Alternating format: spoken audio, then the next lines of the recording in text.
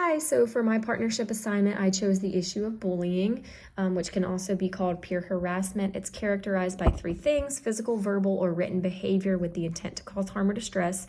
It occurs within a relationship that has an imbalance of power, and it also occurs over a period of time.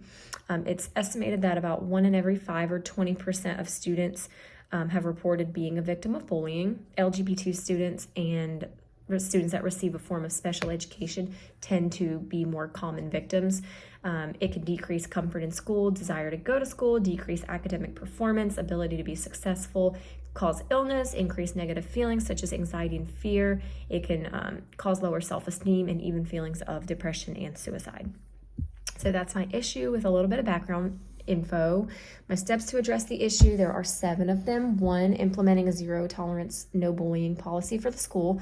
2, creating a school environment that promotes positivity, inclusivity, and diversity. 3, having your adults model that desired behavior and expectations. 4, beginning the school year with necessary bullying prevention strategies and include the school, families, and the community in that. 5, implementing continual surveillance and monitoring in the school and around it. That way you can track the preventative strategy effectiveness throughout the school year. Have staff intervene and mediate in different situations where bullying might be suspected or observed.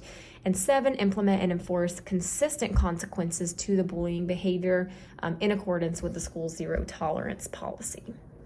Engaging these social groups. The 3 steps were the school including law enforcement when developing their zero tolerance policy for bullying, and then educating the students and families on that, including what behaviors are classified as bullying, the school's preventative measures, and then the consequences of those behaviors.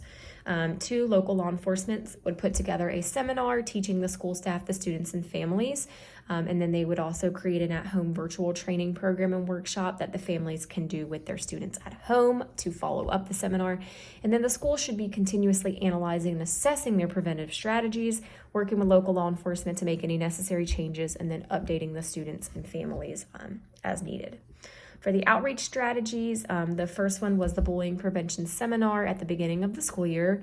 The second one was quarterly newsletters put together by local law enforcement as a reminder about the zero tolerance policy, and it would also include some educational facts and statistics around bullying. And then number 3, the local law enforcement and school would come together in a partnership, and they would go to a local community such as like a festival, set up a booth, pass out flyers, brochures, and then they could even provide access information to that online virtual anti-bullying training / workshop.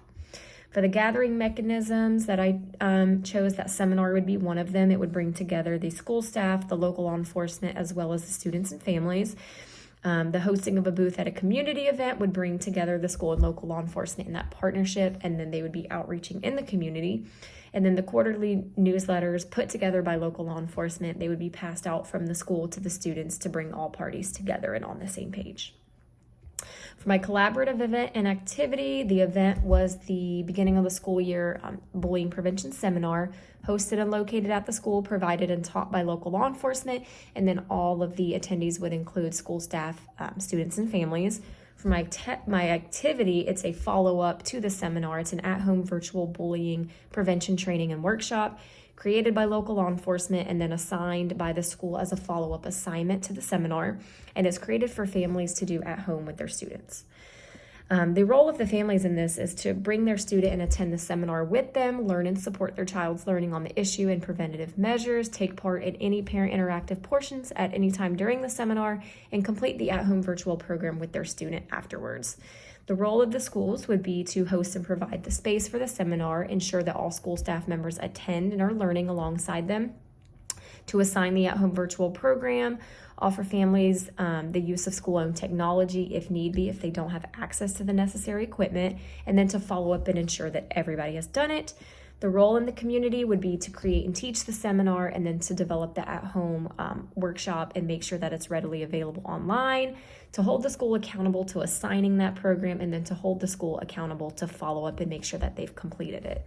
And then community involvement in this particular case was with local law enforcement, which is important because students can understand the severity of bullying, and they can also help hold the school accountable for taking the necessary preventative measures and consequences.